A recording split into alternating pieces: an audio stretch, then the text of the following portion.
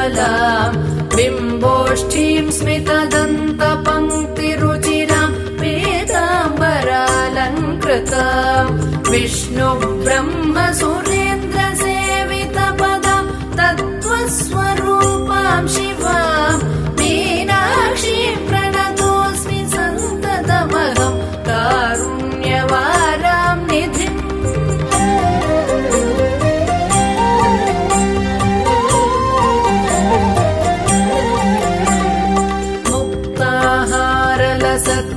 मुक्ताहारलसत्किरीटरुचिराम् पूर्णेन्दुवक्त्रप्रभाम् सिञ्चन्नूपुरकिङ्किणीमणिधराम् पद्मप्रभाभासुराम् सर्वाभीष्टफलम्